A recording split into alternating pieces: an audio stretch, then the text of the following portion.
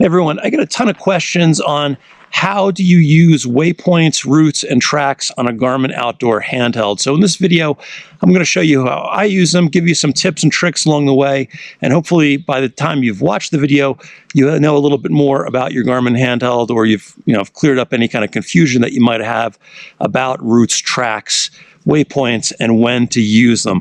Now, as you're watching this video, if you find it helpful, if you could do me a big favor and click the little thumbs up, thank you in advance for that. But anyway, let's dive in. All right, let's start off by going into Garmin Basecamp. This is a free program from Garmin that allows you to basically look at maps, create waypoints, routes, and tracks on your computer and transfer them to your Garmin GPS device. You can see over here that I've got my GPSMAP 66i attached. And what we'll do is I'll show you the waypoint, route, and track in here.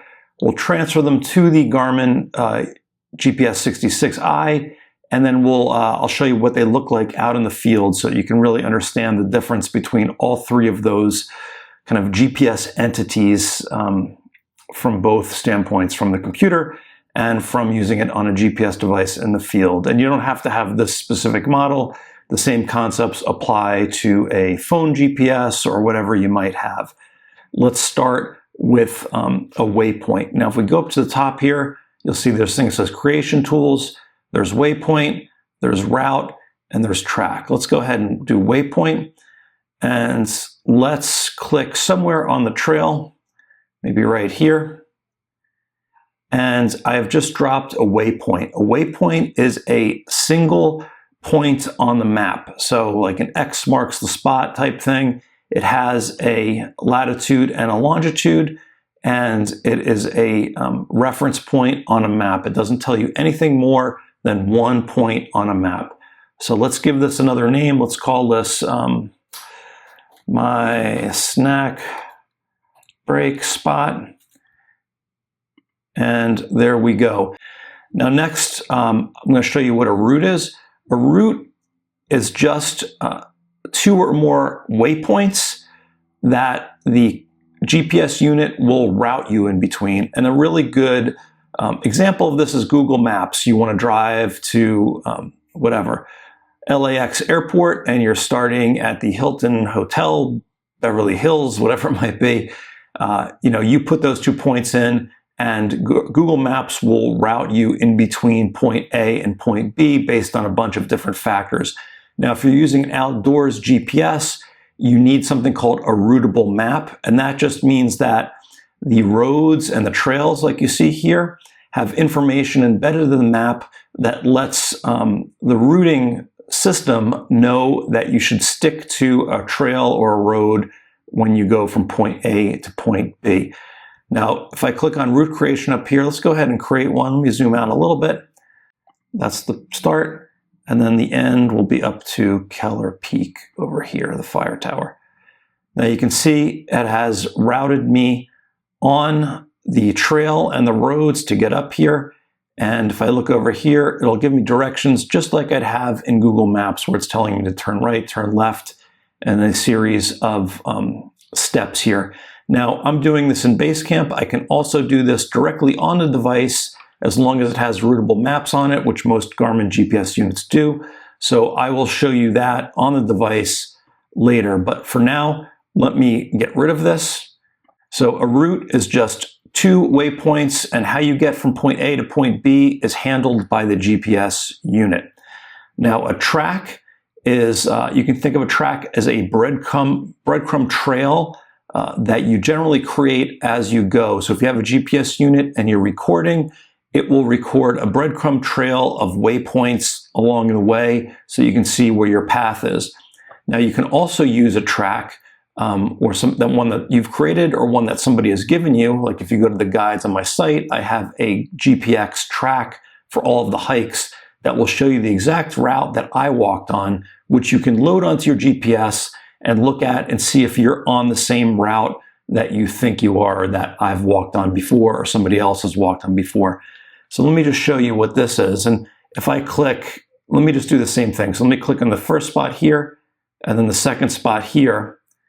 You can see it has not automatically routed me in between. It is just two waypoints on a map. So it's just a series of waypoints. And if I click on this to get information, you'll see here are the 2 waypoints. Now this is not too helpful, right? Because this is just a straight line, and we're probably not going to walk through all of this brush. So let me go ahead and here, let's delete that second point so that we have this. And let's go ahead and actually follow the trail here. So watch me click along the trail here. I kind of have an idea of where I want to go on this trail. This is a particularly twisty trail. We're gonna get through it here. Don't fault me for not being exactly on it. But we're gonna go ahead and click along the trail and create essentially a breadcrumb trail of where we want to go. Now again, I could have just downloaded this trail from a number of places online, or friends or family who have done this hike and want to just share this GPX file with me, this GPX track. But in this instance, I'm actually going to make a track. All right, and then we're going to come up to the peak here. And boom, I have a track. So you can see down here, track 001, and here's the series of waypoints. There's the latitude and longitude.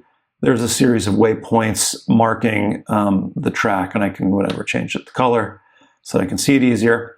And there it is. So when I hike with the GPS, if I load this track, I'm ideally going to be on this line somewhere if I want to do this hike. And if I'm not on the line, I know I'm not where I want to be according to this GPS track.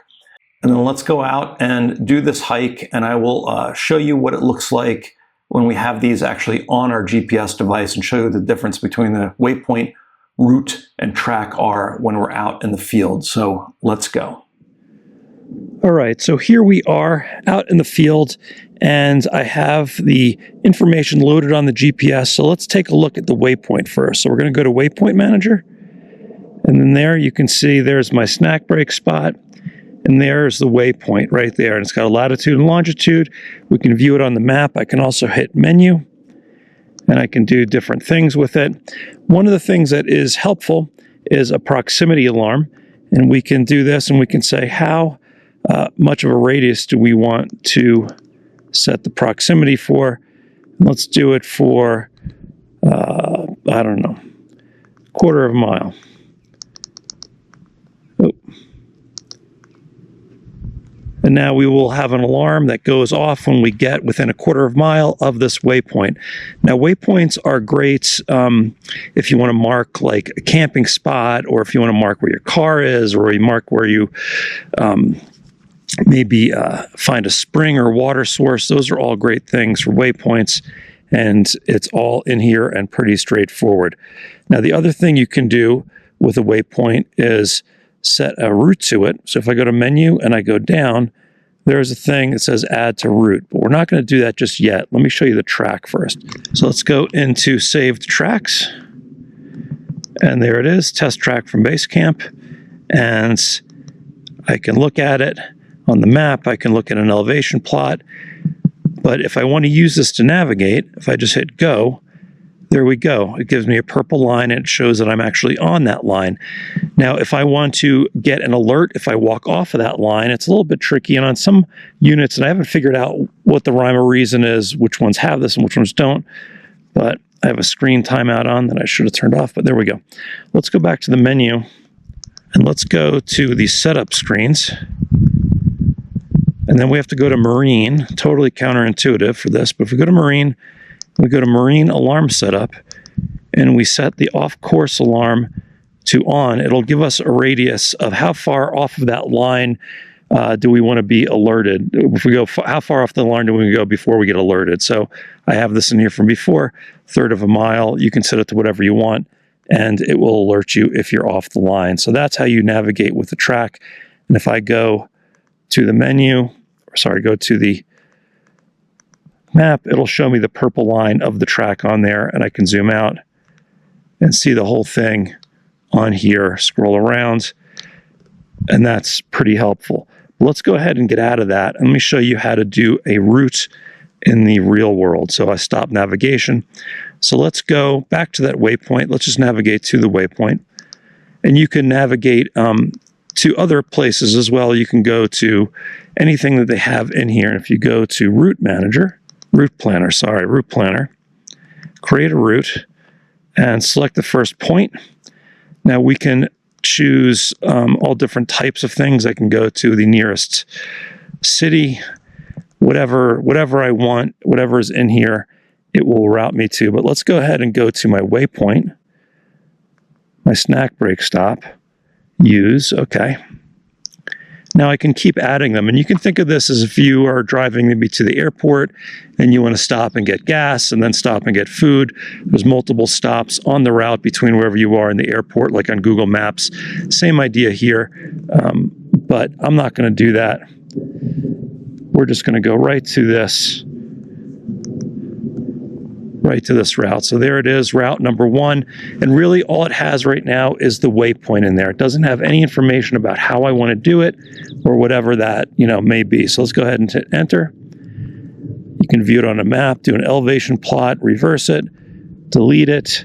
We're going to go to view map, and there it is, and we're going to hit go. And now this is creating a route, and if I zoom out a little bit, you can see that it has created the route for me. It has figured out how to go, and it's going to give us these basically turn-by-turn directions to get from here to that waypoint that I set earlier. And that's how routes work. And that all happens on this device. It wasn't anything I planned before. I just gave it the waypoint and this Garmin GPS, and this works on other phones and stuff. It basically took the routable map, so it knows where the trails and the roads are, and it put me on those, and it figured out where I want to go. Now, one thing to note for routes, you can choose how you'd like to be routed, and if you go to routing, you can do direct, so that would be a straight line. You can choose the activity. You can do this, and this is probably the most important. You can minimize the time, so take me on the fastest route, take me on the shortest route, take me on the flattest route, and prompted, it'll ask you every time that you want to do it. You can do lock on road, and you have some other parameters in here where you can say, I don't want to take ferries or whatever it might be, narrow trails. So that's how routing works. Let's go ahead and follow this route to the waypoint and see what happens.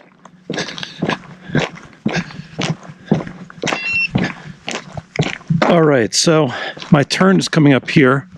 You can see the trail down there. And it just gave me a pop-up saying in 200 feet, make a left on the exploration trail. So that's good. That's how a route works.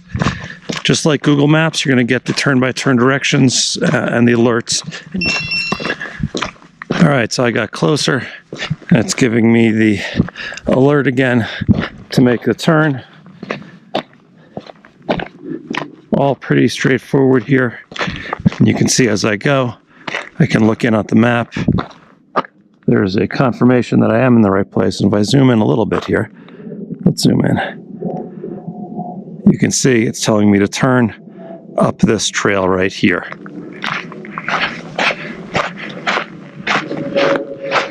And in 1 mile, I will reach my snack break spot. So one of the other things you can do when you have a route going is you can get information like ETA at the destination, the distance to destination, and the time that's going to take you to get there. And you can customize these data fields, and if you go to like the trip computer, you can get a lot more of them. But those are all functions that you get when you do a route. And again, it's very similar to how Google Maps works. It'll tell you what time you're going to get wherever you're going. So pretty cool function on routes like that. All right, so there's my waypoint proximity alarm. It's telling me that I am within 0.25, so let's go ahead and turn that off. It's off. So that's how the waypoint alarms work. Let's continue our route. All right, so here it is, saying 300 feet is my snack break spot, and it's giving me an alert. So that's all good, and that's how a route works. And now I'm just going to hike up there, and it should tell me I've reached the end. All right, just popped on my snack break spot, so that's it. I'm at the snack break spot. So that's how a route works. And then when you're done, you can just stop your navigation. Let's go ahead and trash it. And that's it. All right, so while we're out here, let me show you how to mark a waypoint on your Garmin handheld and also to record a track on your Garmin handheld and then throw them back on the computer when we're done our hike. So let's go ahead and do that now. Okay, so let's go ahead and mark a waypoint. Now this unit is a Garmin GPSMAP 66i. There's a button called Mark. I can just hit that and get information about a waypoint that I want to drop. I can call it whatever I want. I can change some of the parameters around, and then I can save it. And that's how you save a waypoint. It's as easy as that. But let's also go ahead and record a track. So if I go to recording controls, and it's a little bit different depending on the unit. Some of them it's a trip computer. On this one it's a recording control. But I'm just going to hit start, and now it is recording a track. Let me show you what that looks like on the map. Let's hike for a little bit and then come back to this. All right, so we've been hiking for a little bit, and you can see, if I zoom in there, there's a little line, a little hard to see. There's a little line there for our track. And that's the track that we've been going. If you wanted to hike back along that, you could just turn around and make sure you're following that track line. But that's what it looks like. Let's keep on hiking till the end, and then we'll save the sucker. All right, so here we are at the end of the hike. Let's go to recording controls. Let's hit save. And then it's asking us if we want to name it and do some other things, but let's just go ahead and save it. And now it's going to export it to a track. So let's wait for that to happen. All right, so now it's saved. Let's make sure we have Bluetooth on. Bluetooth. All right, we're connected to the phone. So let's go ahead and sync with Garmin Explore. All right, so I'm in Explore app. I'm syncing with my GPSMAP 66, and the hike will show up under my list of activities in here. And there's the line that we followed. All of it is in here synced up. And I can also go to the waypoint. There's the one we left with the AA, NNNN. And this will all sync with the Garmin Explore website as well, so you can transfer it to other devices and you can export it and share it with others. So that's how waypoints, routes, and tracks work. Now, if you're using a handheld like this Garmin Fenix 6, it's a little bit different. And if you're using a route, there's a little bit of a cheat that you can do in a tool like Garmin Basecamp. So let me hop back on the computer and show you those two things real quick. All right, so here we are in Garmin Basecamp again. Now, when you create a route, I mentioned earlier that you can't really control how it's going to get you from point A to point B. So if I click on the helipad to Mount Harvard, there it's brought me this way. But let's say I wanted to go on this trail right here. Well, companies like Garmin have realized that you might want the benefits of a route, but you might want to specify which way you're going yourself. So what you can do is if you go to the arrow tool and you click on this, and we're just going to pull us over. Oh, no, I wasn't on there. There we go. I'm going to pull this over here to this trail. Let's say I want to take this trail right there. And it's going to ask me if I meant to move that over there. Yes, I did. And now it's bringing me on this trail, and this is still a route. Now, the way it does it is it adds little points in between, which are basically track points. They call them shaping points here. You're not going to get an alert every time you come to a shaping point. It's just going to tell the GPS unit when you send it to the unit that you'd like to take this route instead of this route over here. So when you do the calculation, basically it's telling the unit, I've done the calculating for you, and this is the way you're going to want to go. So that's something that's handy if you want the advantages of a route, but you also want to have control over the way that you're being routed. All right, so if you have a Garmin Fenix and you want to create a route, there is another entity, and if I'm in Garmin Connect right now, which is sort of the dashboard for the Garmin fitness wearables, if I go into training and then I go to courses right here, click on courses and then do create a course. A course is essentially a route. I'm going to choose hiking. A course is a route, but they added another name because it's not confusing enough. So if I click down where the helipad was, let's go up to Mount Harvard, you can see there it's routed me automatically, and I can drag it around and change things around just like I could.